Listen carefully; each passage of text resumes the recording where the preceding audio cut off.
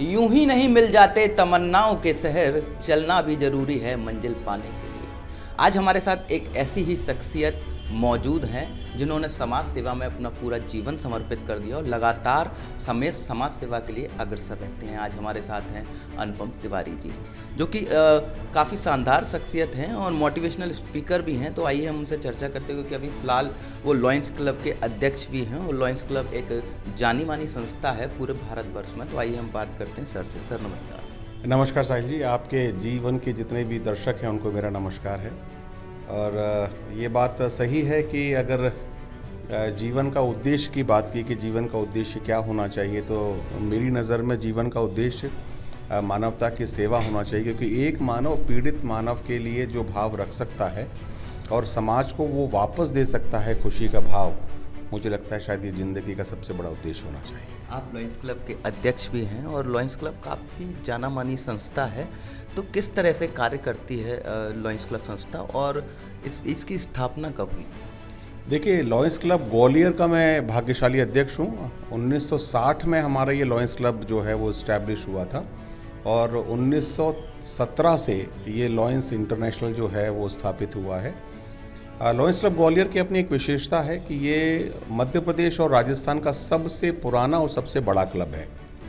और हम लोग जो मानवता की सेवा करते हैं, जो सेवा के कार्य करते हैं, वो सिर्फ इस उद्देश्य के लिए नहीं करते हैं कि कल हम लोगों के बीच छाए रहें।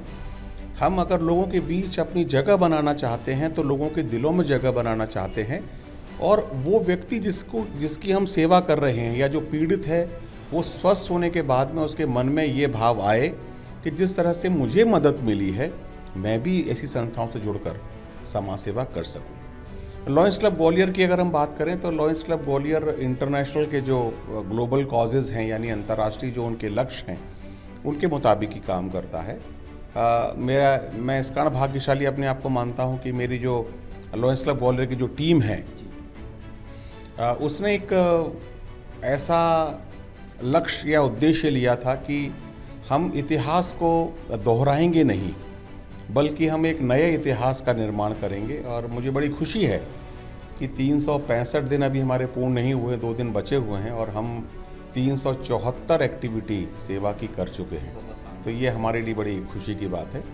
अब मैं बात करता हूं कि लॉयंस क्लब किन किन क्षेत्रों में काम करता है। तो लॉयंस क्लब साहिल जी अगर देखें तो लॉयंस क्लब सबसे पहले पर्यावरण को मजबूत बनाना चाहता है।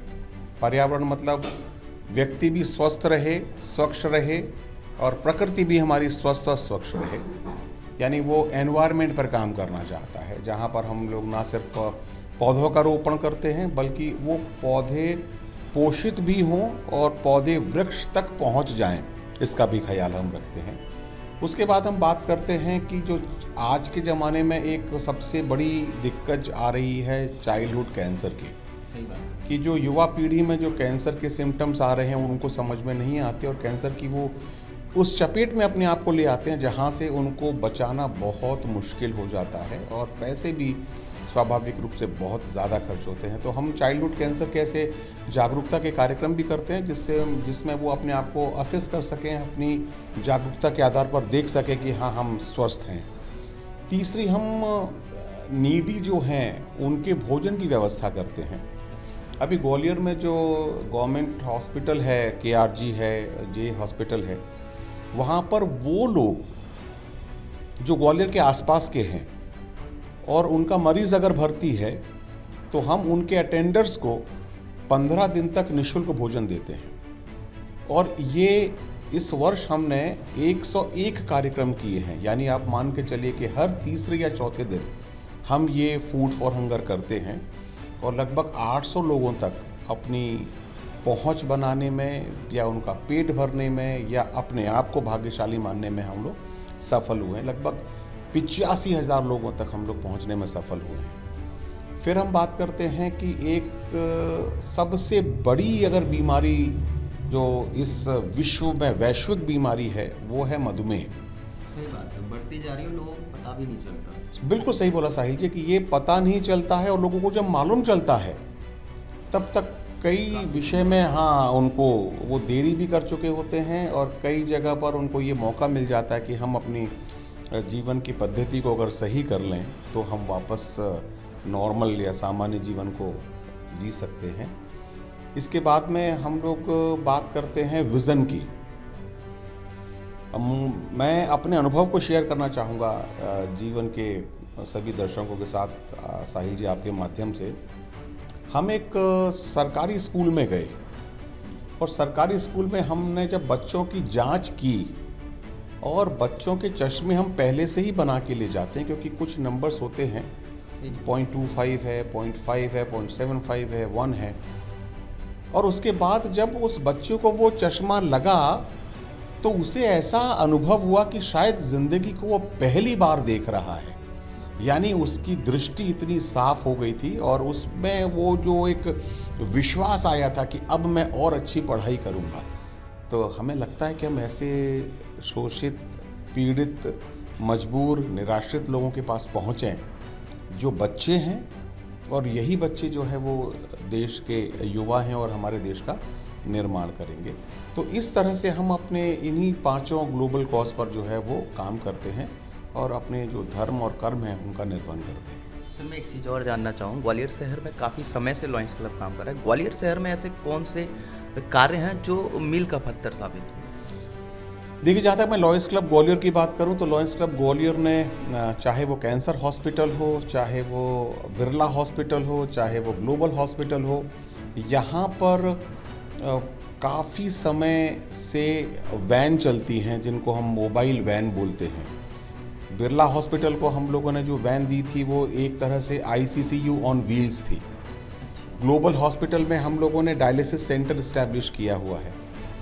अभी रिसेंटली हमने कैंसर हॉस्पिटल को लगभग 30 लाख रुपए की कैंसर की जांच करने की मेडिकल मोबाइल डिटेक्शन वैन दी हुई है।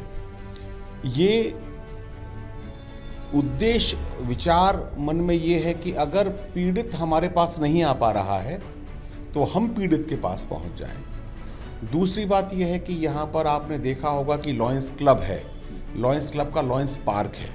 उस लॉयंस पार्क का जो चुनाव है वो स्मार्ट सिटी वालों ने भी किया है, जहाँ पे आई लव ग्वालियर का आइकॉन बना हुआ है। तो वो भी एक हमारी PR और ब्रांडिंग को बढ़ाने के लिए हमारे पास बहुत अच्छी जगह है।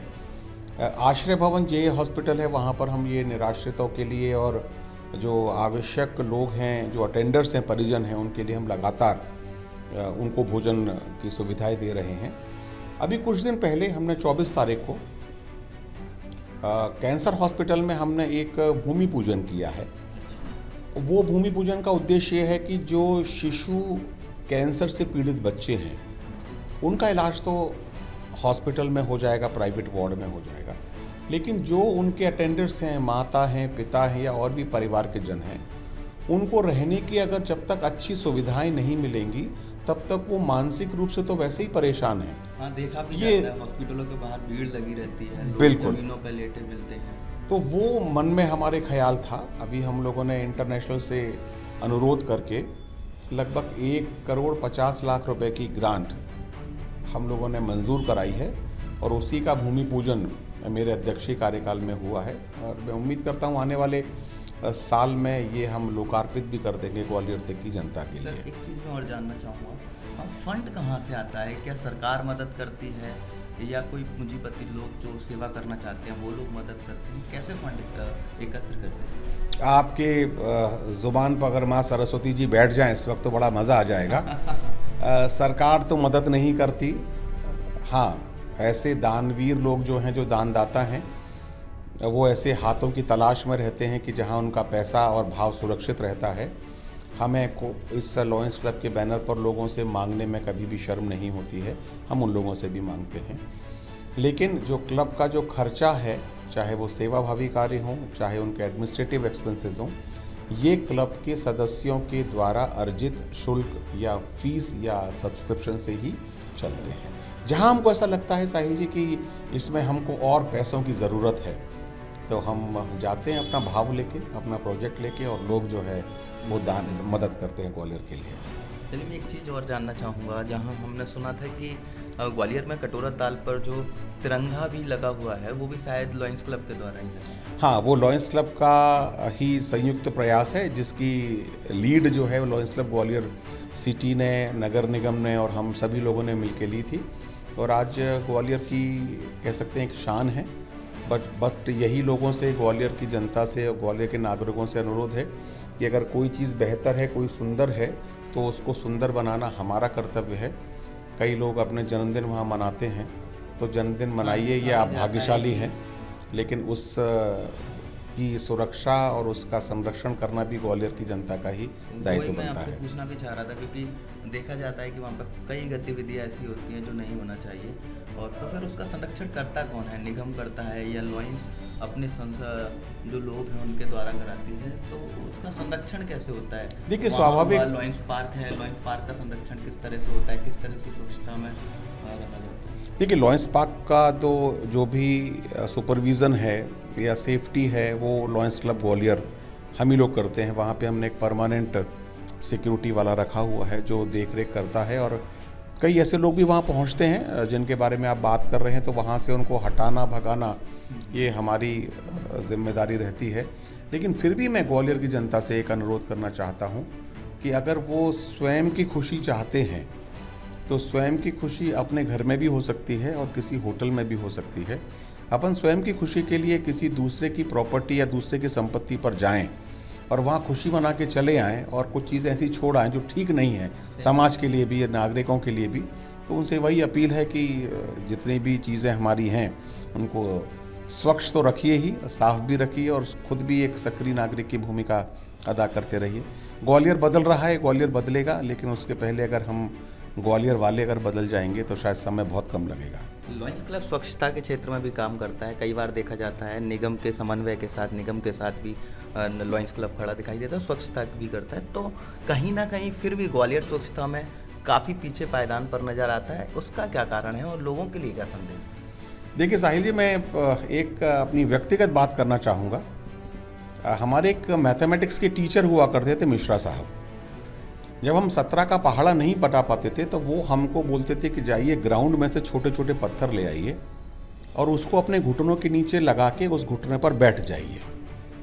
वो जो दर्द होता था ना, वो हमको कोई प्रताड़ना के लिए नहीं होता था, बल्कि ये होता था कि अगर तुमने अगली बार नहीं सुनाया तो तुम्हें ये सज़ा फिर मिलेगी। तो जो सज़ा का जो दंड होता था वो हमको प्रेरित करता था सुधरने के लिए। मैं नगर निगम से और स्थानीय प्रशासन से यही अनुरोध करना चाहूँगा कि आपकी जो योजनाएं हैं उनको आंदोलन या इवेंट की तरह ना चलाएं। अगर आपका स्वच्छता अभियान है तो ये अभियान नहीं, जबकि ये तो आंदोलन होना चाहिए।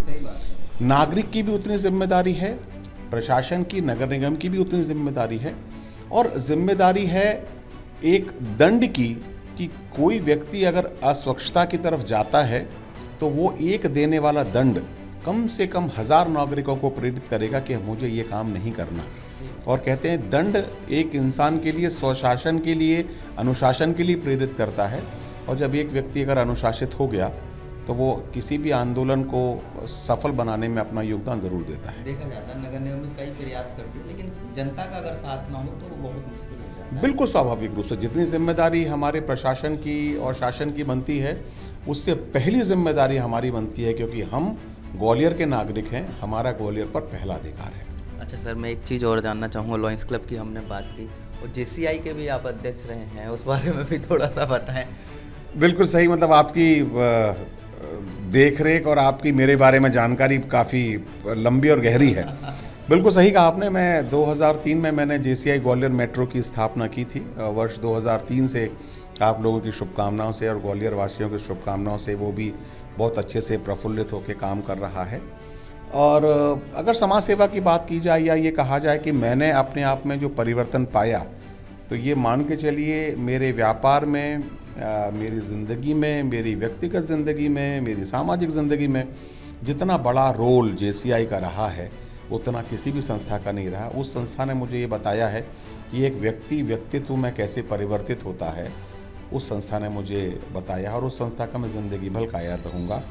ये ज़रूर कहूँगा कि व्यक्ति जितनी जल्दी संस्थाओं से जुड़े, उसमें एक सोशल रिस्पॉन्सिबिलिटी या समाज के प्रति दायित्व का भाव आता है जो हमारे लिए और आने वाली पीढ़ी के लिए बहुत ज़्यादा आवश्यक है। साहिल जी, तो मैं एक चीज़ और जानना चाहूँगा कि आप खुद एक बहुत शानदार मोटिवेशनल स्पीकर हैं और कई लोगों को ट्रेनिंग भी देते हैं, तो लोगों के लिए क्या संदेश है? क्योंकि युवा देखा जा रहा है कि पाश्चात्य सभ्यता की ओर ज़्यादा झुकाव युवाओं का देखा जा रहा है कि क्लब जाना, पब जाना, सारी चीज़ें ठीक है, लेकिन कहीं ना कहीं इससे भी माहौल गलत लगता है। तो युवाओं के लिए क्या संदेश है और शिक्षा के लिए क्या कहेंगे?